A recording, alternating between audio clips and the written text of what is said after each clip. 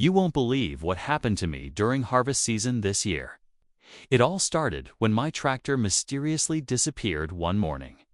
I woke up early, ready to get the crops in, but my trusty tractor was nowhere to be found. Later, I found out the HOA had towed it. Yes, the homeowners association, right from my own land. But here's the crazy part. The woman who ordered the tow, a real Karen type, strict about rules and all.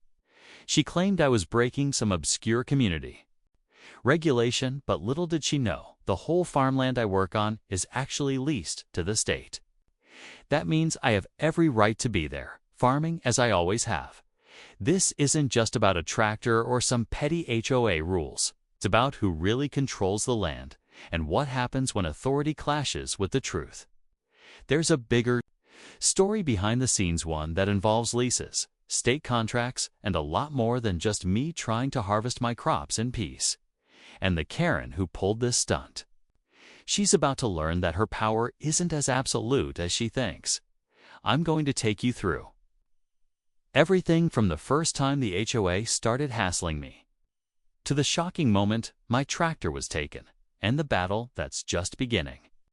There are lots of twists ahead, and I'm still figuring out how to fix this mess without losing what's mine. Trust me, this isn't just some simple neighborhood drama. This is a fight over farmland, rights, and respect. Stick around, because you won't want to miss what happens next. The tractor's gone, but the real battle is only getting started.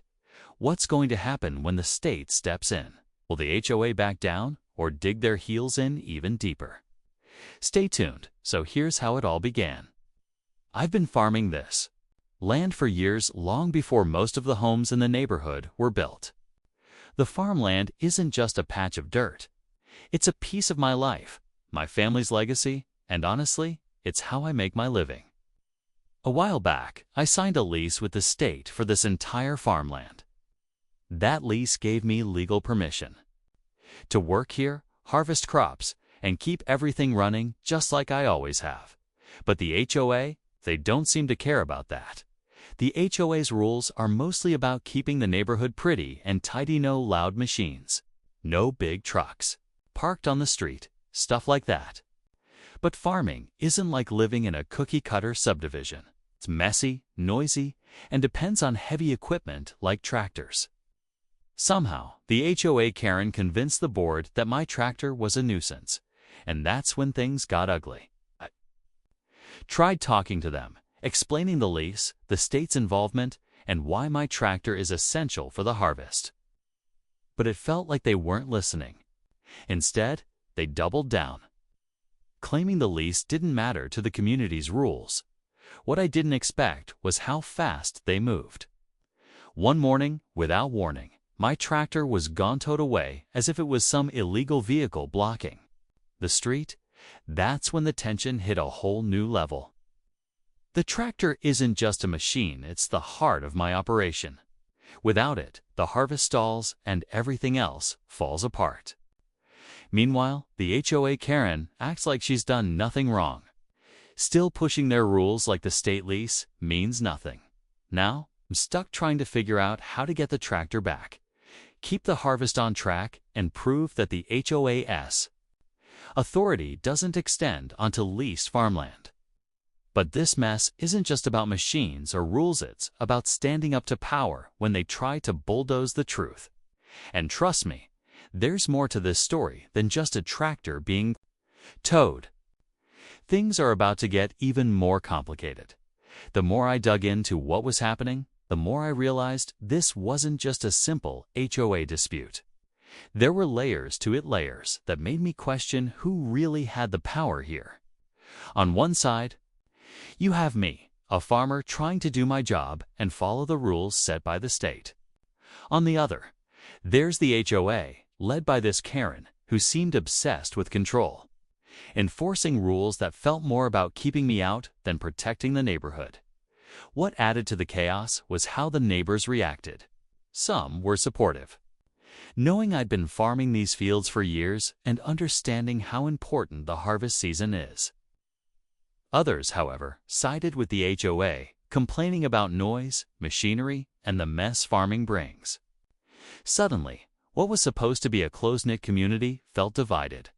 The tension wasn't just legal, it was personal. Then there's the lease itself.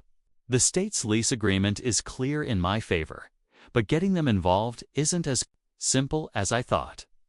Bureaucracy moves slow, and the HOA Karen seemed to have connections in local government, making it harder to get support. It felt like a tug-of-war between official paperwork and neighborhood politics. I also found out the HOA had started drafting new rules targeting farming activities, trying to make it impossible for me to operate here. They weren't just towing tractors anymore, they wanted to push me off this land completely. The thought hit hard. Was this about more than just rules? Was it about land control, power plays, and who gets to decide what happens on this farmland? At the same time, I began reaching out to other farmers in the area, gathering stories of similar run-ins with the HOA. Turns out, I wasn't alone in this fight. That gave me hope, but also reminded me how deep this issue runs. The tractors still gone, the harvest is at risk, and the battle lines are drawn. The HOA Karen may have won a small victory, but the real war is far from over. What happens next could change everything for me, the farmland, and the whole community. Days passed, and the pressure kept mounting. Every morning, I'd drive by the spot where my tractor used to be, only to see an empty space and a sinking feeling in my chest. The harvest was ticking away, and without that tractor, I was falling behind. I called the towing company, the HOA, even the state office handling the lease. But every conversation felt like hitting a wall. The HOA Karen stayed silent publicly, but kept pushing behind the scenes, rallying the board and sending more warnings. It was like she was trying to squeeze me out one slow, painful step at a time. Neighbors started whispering, some even avoiding me like I was trouble. The community I once counted on felt fractured and cold. At the same time, I was trying to pull together support, talking to local officials, farmers, anyone who could stand with me. The lease agreement was my strongest card, but legal battles take time, and time wasn't something I had. The crops wouldn't wait. One afternoon, I got a call that shook me. The HOA had scheduled a special meeting to discuss new, stricter rules that would essentially ban farming equipment from the neighborhood entirely. If those rules passed, it wouldn't matter what the lease said, I'd be forced off the land or fined into oblivion. It felt like a trap closing in. The Karen wasn't just towing tractors anymore. She was trying to erase farming from the community completely. I knew I had to be there, face to face, to fight for my rights. But walking into that meeting meant confronting the Karen and the entire HOA board, knowing they were already against me. The tension was unbearable. Could I convince them the lease matters? Could I save the harvest and protect the farmland? Or was this the moment everything I worked for would fall apart? As I prepared for that meeting, the weight of the fight pressed down hard. The tractor was still gone, the harvest hanging in the balance, and the Karen's next move was unknown, but whatever it was, it would change everything just when I thought things couldn't get any worse. A new twist hit me like a thunderbolt. A few days before the big HOA meeting, I received a letter not from the HOA or the state, but from a private law firm representing a mysterious third party. They claimed to have a stake in the farmland lease and warned me that my rights to use the land might not be as clear-cut as I thought. Suddenly, the simple lease I'd counted on was thrown into question. Tangled in legal disputes I didn't even know existed. I was stunned. Who was this third party? Why hadn't I been informed earlier? And more importantly, what did this mean for the tractor, the harvest, and my future on this land? The timing couldn't have been worse. Now, not only was I fighting the HOA's aggressive rules and Karen's personal vendetta, but I was also facing a shadowy legal challenge that threatened everything. I started digging, reaching out to contacts at the state leasing office, trying to uncover who was behind this new claim. But answers were scarce, and the clock kept ticking. The harvest season waits for no one, and with the tractor still impounded, every day felt like a countdown to disaster. Meanwhile, word about the legal threat began leaking through the neighborhood. The HOA members started whispering that maybe I wasn't the rightful tenant after all. Karen's supporters used this new uncertainty as fuel, pushing harder to make the new farming ban stick. I realized I was caught in a storm bigger than I'd imagined, caught between a relentless HOA, a mysterious legal battle, and the unforgiving demands of the harvest. The stakes were higher than ever, and the next HOA meeting wasn't just about rules anymore. It was about my entire livelihood. With so much on the line, I knew the fight was about to reach a breaking point. What happens when everything you depend on is questioned, and the very ground beneath your feet feels unstable? The tension is at its peak, and the story is far from over. The day of the HOA meeting finally arrived, and the tension was thick enough to cut with a knife. I walked into the room, knowing that this wasn't just about tractors or farming anymore. It was about fighting for my rights, my livelihood, and the future of the land I've cared for all these years. The HOA board was lined up, with Karen sitting front and center, looking confident as ever. But I wasn't backing down. I presented everything: the lease agreement with the state, the history of my farming on this land, and the damage the new rules would cause. I brought neighbors who supported me to speak up, sharing how farming is part of the community's identity, not a nuisance. Just as the board was about to vote, I dropped the bombshell.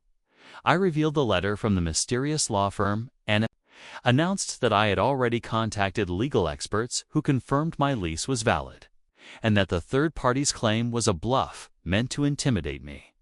The room went silent, eyes darting between Karen and me. Suddenly, Karen's smug expression faltered. That's when another twist hit. One of the HOA board members quietly stood up and confessed. He'd been in contact with the state agency too, and that the HOA had been misled by Karen, who was acting on her own agenda, not the board's or community's best interest.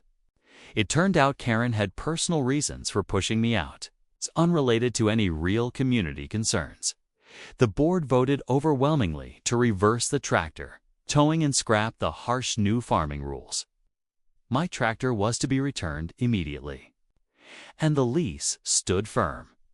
Relief washed over me, but just as I thought the battle was won, Karen stormed out, muttering about, "This isn't over." As I walked outside to see my tractor being returned, I got a call from the state's legal office. They said the mysterious third party wasn't bluffing after all. They planned to file a formal lawsuit challenging the lease next month. The fight might be won today, but the war, it was far from over. I looked at my tractor, the heart of my harvest, and realized this was just the beginning of a battle that would test everything I had with my tractor finally back where it belonged. I felt a weight lift off my shoulders. The harvest could go on, and for now, the farmland was safe. The HOA had backed down, and the truth about Karen's personal agenda came to light, showing how sometimes people misuse power for reasons that have nothing to do with the community's best interest. It was a reminder that standing up and speaking out matters, especially when you're fighting for something you love. The neighbors who supported me rallied together more than ever. We started conversations about how farming fits into the neighborhood, and I could see attitudes beginning to shift. It wasn't just about noise or machines any. It was about respect for the land and the people who work it. That sense of community felt stronger, and I knew that building understanding would be just as important as any legal fight. Speaking of legal battles, the state's warning about the third party's lawsuit still hung in the air. Wasn't naive. This wasn't the end of the story. But now I had the backing of the community and a clearer path forward. I was ready to face whatever came next, knowing I wasn't alone. Looking back, this whole ordeal taught me something important. Sometimes, the biggest fights happen not just in courtrooms or meetings, but in standing your ground and refusing to let fear silence you. Farming isn't just a job. It's a way of life, and protecting that means being ready for battles on many fronts. So, while this chapter closes with the tractor back in the field and the harvest still alive, the journey continues. Whatever happens next, I'm prepared to keep fighting for this land and for the rights of those who depend on it. Thanks for following along. Stay tuned, because this story isn't over yet.